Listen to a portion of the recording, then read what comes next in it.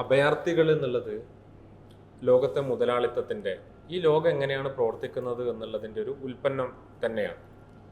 ലോകത്ത് ഔദ്യോഗികമായിട്ടുള്ള കണക്ക് പ്രകാരം അഭയാർത്ഥികളായിട്ടുള്ള റെഫ്യൂജീസ് ആയിട്ടുള്ള മനുഷ്യർ 125 മില്യണാണ്. വെച്ചാൽ 12 കോടി ആളുകളാണ് അഭയാർത്ഥികളായിട്ടുള്ള മനുഷ്യർ.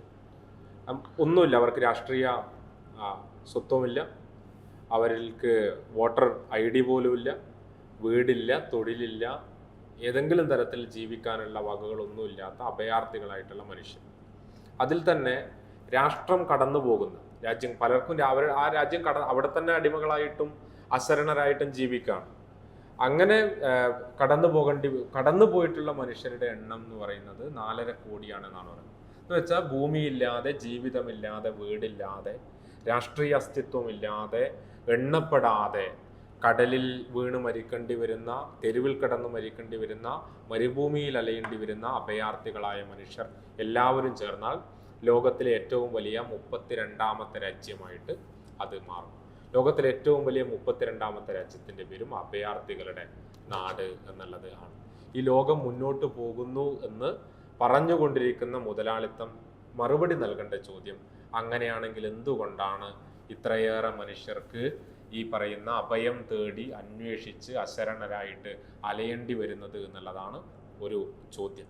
ഈ അഭയാർത്ഥികളായ മനുഷ്യർ ബഹുഭൂരിപക്ഷവും 3-ാം ലോക രാജ്യങ്ങളിൽ നിന്നുള്ളവരാണ്.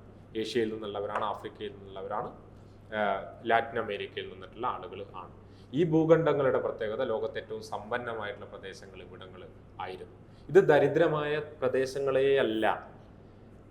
ഇന്ത്യയിൽ കൊളോണിയൽ ഭരണം ആരംഭിക്കുന്നതിന് മുമ്പ് ഇന്ത്യയിലെ സമ്പത്ത് എന്ന് പറയുന്നത് ലോകത്തിൻ്റെ മൊത്ത സമ്പത്തിൻ്റെ 20% എന്നുള്ളതാണ് സാമ്പത്തിക ശാസ്ത്രജ്ഞർ പറയുന്നത്.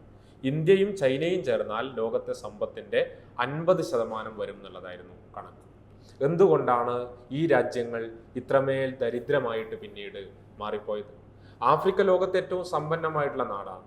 പോർച്ചുഗൽ ആഫ്രിക്കയിലെ രാജ്യങ്ങളെ കോളനിയാക്കി മാറ്റുന്നത് ആ ജനങ്ങളെ പരിഷ്കരിക്കാൻ വേണ്ടിയിട്ട്, അവരെ സഹായിക്കാനോ അല്ല, പോർച്ചുഗലിന്റെ സാമ്പത്തിക പ്രതിസന്ധിയെ മറികടക്കാൻ വേണ്ടിയിട്ടായിരുന്നു.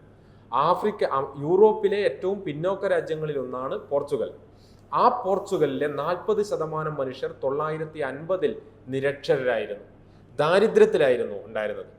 ആ നാടിന്റെ സമ്പത്ത് കുന്നുകൂട്ടാൻ വേണ്ടിയിട്ടാണ് ഈ അങ്കോളയും മൊസാംബിക്കും കേപ്പ് വെർദെയും ഗിനി ബിസയും ഉൾപ്പെടെയുള്ള രാജ്യങ്ങളെ കോളനിയാക്കിയിട്ട് മാറ്റുന്നത്. ആഫ്രിക്ക ലോകത്തെ ഏറ്റവും സമ്പന്നമായിട്ടുള്ള നാടാണ്. ഏറ്റവും കൂടുതൽ കോപ്പർ ഉള്ളത് ആഫ്രിക്കയിലാണ്, ബോക്സൈറ്റ് ഉള്ളത് ആഫ്രിക്കയിലാണ്, ക്രോമിയം ഉള്ളത് ആഫ്രിക്കയിലാണ്, ഗോൾഡ് ആഫ്രിക്കയിലാണ്. ലോകത്തെ യുറേനിയത്തിന്റെ 33% ഉള്ളത് ആഫ്രിക്കയിലാണ്. ലോകത്തെ ഓയിൽ പ്രൊഡക്ഷൻ ഏറ്റവും കൂടുതലുള്ള മേഖല ഈ പറയുന്ന ഇറാൻ ഉൾപ്പെടെയുള്ള പശ്ചിമേഷ്യയുടെ ഭാഗവും അതുപോലെ നോർത്ത് ആഫ്രിക്കയും ചേരുന്ന ഭാഗമാണ്. മിഡിൽ ഈസ്റ്റ് നോർത്ത് ആഫ്രിക്ക എന്നാണ് അതിനെ പൊതുവിൽ വിളിക്കപ്പെടുക. അവിടെയാണ് ലോകത്തെ ഈ പറയുന്ന ഓയിൽ റിസോഴ്സിന്റെ 55% ഉള്ളത്. 7% ജനങ്ങൾ ജീവിക്കുന്ന ആ നാട്ടിൽ. എന്നിട്ടും പക്ഷെ ആഫ്രിക്ക ഇങ്ങനെ ദരിദ്രരായ മനുഷ്യരുടെ നാടായി മാറിയത്?